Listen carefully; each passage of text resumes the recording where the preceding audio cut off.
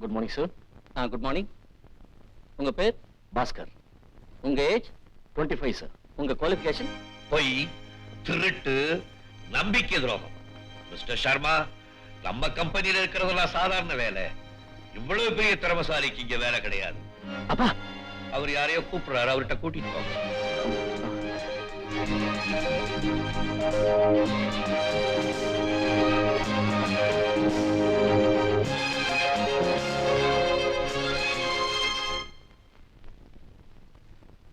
கண்ணாத்தா, 2 lux soap, ஒரு tooth paste, அப்புறம் ஒரு டசன் முட்டை, 2 பாக்கெட் சிகரெட். தம்பி மன்னிக்கணும், பழைய பாக்கியே 450 ரூபா இருக்கு.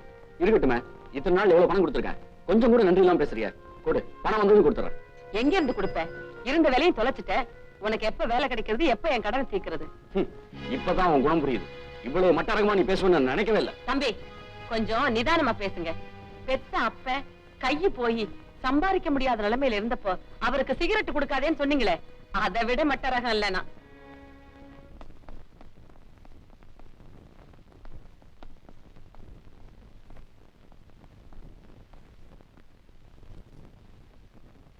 ரமேஷ், என்ன இது? அண்ணனுக்கு இப்ப கஷ்டமான நேரம். பணம் கேட்டாரு. நம்ம குடும்பத்துல ஒருத்தர் கஷ்டம்னா நாம தானே உதவி செய்யணும். சொல்றான், உங்க அண்ணனுக்கு உதவி செய்யணும்னா தாராளமா செய்யுங்க. ஆனா அது உங்க சொந்த பணமா இருக்கணும். நீங்க இப்படி கண்ட கண்ட பிச்சைக்காரங்களுக்கு தான தர்மம் செய்யறதுக்காக ஒண்ணும் எங்க அப்பா பணம் சேர்த்து வைக்கல. சொப்னா, இப்படி முகத்துக்கு நேரம் கேவலமா பேசுறியே, உனக்கு வெக்கமா இல்ல? வெக்கம் உங்களுக்கு தான் இருக்கணும். இப்படி திருட்டுத்தனமா எங்க பணத்தை எவ்வளவு கொடுத்திருப்பீங்க? சொப்னா, நீ அளவுக்கு மீறி பேசுற. வேண்டாம் ரமேஷ், எனக்காக நீங்க 2 பேரும் சண்டை போட்டு வேண்டாம். சொப்னா, நாம எல்லாம் ஒண்ணு நினைச்சுதான் உதவி கேட்க இங்க வந்த. ஆனா நீ இப்படி அவமானப்படுத்துவன்னு கனவுல கூட நினைக்கல. உங்களை எல்லாம் சொந்தம்னு சொல்லிக்கிறதுக்கு எனக்கு வெக்கமா இருக்கு. உங்க முகத்தை பார்க்க கூட எனக்கு பிடிக்கல. தயவு செய்து வெளியே போங்க.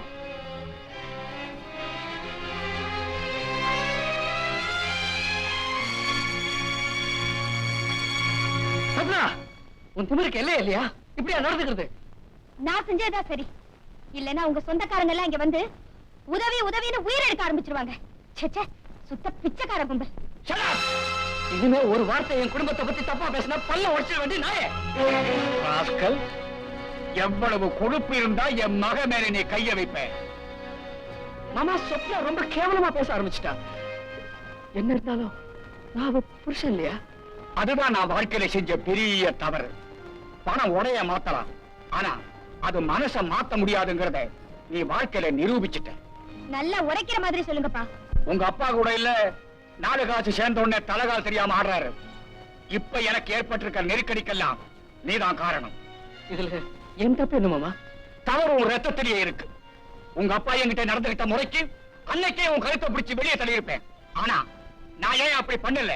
பரம்பரை பணக்காரன், அற்பத்தனமா நடந்துக்க மாட்டேன். ஆனா நீயா விரும்பி வெளியே போகணும்னு நினைச்சா வாசக்கதவு திறந்தே இருக்கு. முன்னுதர சொன்னதை மறுபடியும் ஞாபகப்படுத்துறேன். சாய்ஸி சுவர்ஸ்.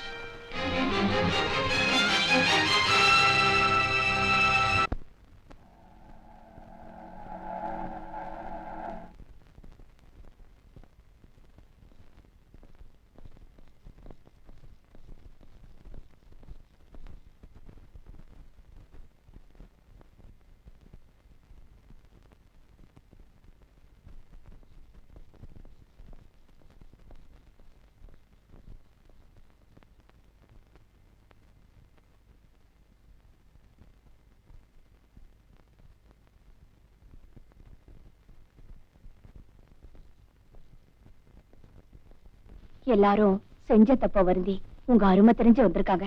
அவங்கள மன்னிச்சிடுங்க. மன்னிக்கக்கூடிய காரியமா அவங்க செஞ்சிருக்காங்க. என்னால அவரை மன்னிக்க முடியாது. நான் மறந்து போன விஷயத்தை மறுபடியும் ஞாபகப்படுத்தாது.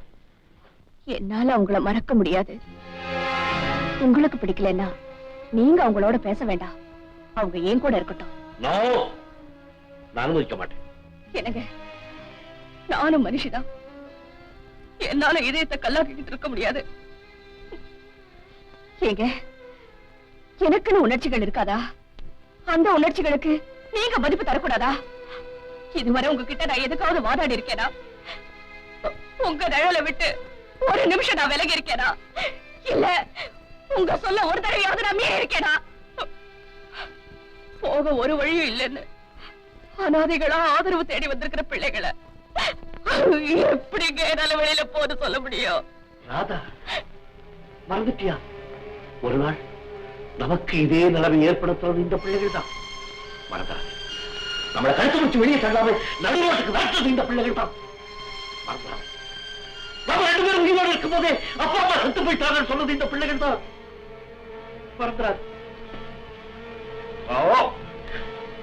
என்ன ஆனாலும் சரி, இவங்களுக்கு இந்த வீட்டுல இடம் கிடையாது.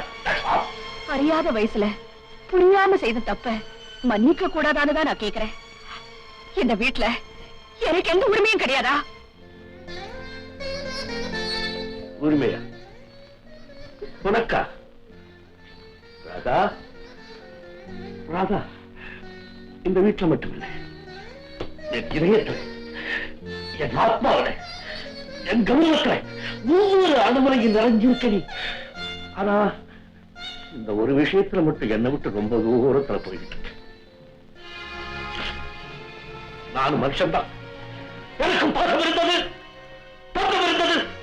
ஒரு காலத்துல அத்தனைக்கு வெட்ட வச்சு கொண்டது இந்த பாதி பழகதான்.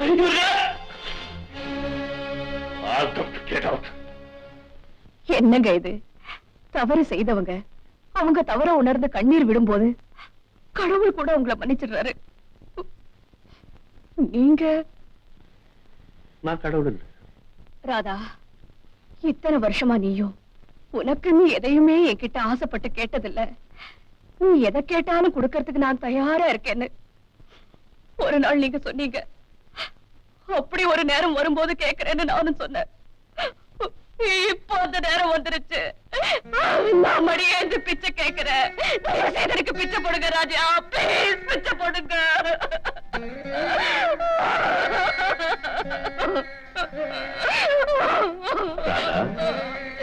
ராமாயணத்துல கைகேயி கேட்ட வரத்தினால தசரதனுடைய முடிவு என்னாச்சு தெரியுமா?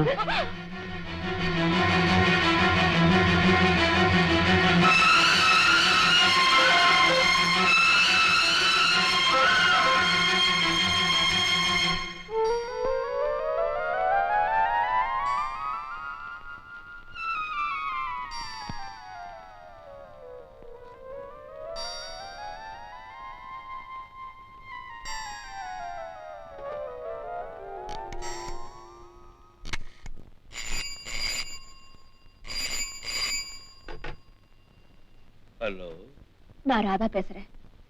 இன்னும் ஏன் நீங்க வீட்டுக்கு வரல? மணி 10 ஆகுது. எப்ப வருவீங்க? இன்னைக்கு ராத்திரி நான் வீட்டுக்கு வர மாட்டேன். கம்பெனியில எனக்கு மீட்டிங் இருக்கு.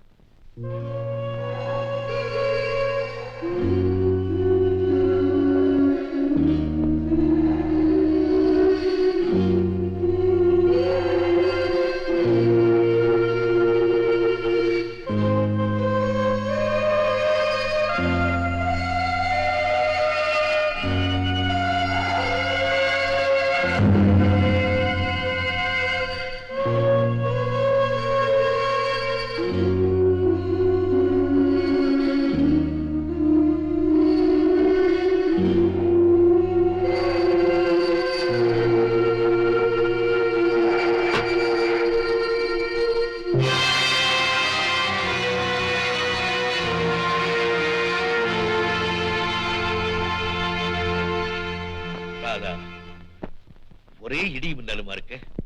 இந்த நேரத்துல நீயே இங்க வந்த? நீங்க ஏன் வீட்டுக்கு வரலன்னு கேட்கத்தா. எனக்கு ஆபீஸ்ல நிறைய வேலை இருக்கு, அதனால வீட்டுக்கு வரல. இதை விட அதிகமா வேலை இருந்தப்போ கூட நீங்க ராத்திரி வீட்டுக்கு வராம இருந்ததே இல்ல. உங்களை பத்தி எனக்கு தெரியும். இந்த சாக்கெல்லாம் வேண்டாம். உங்க கோபத்தை என்கிட்ட காட்டாதீங்க, என்னால தாங்க முடியாது. கோபமா? எனக்கா? உங்கிட்டயா? உன் மேல கோபப்படுற அளவுக்கு என்ன இருக்கு? அப்படியே கோபம் வந்தாலும் நல்லா இருந்திருக்குமே. அந்த கோபத்துல நீங்க என்ன 2 அரை அறிஞ்சிருப்பீங்க, உங்க ஆத்திரத்தை கொட்டி இருப்பீங்க, அதோட பிரச்சனை தீர்ந்திருக்கும்.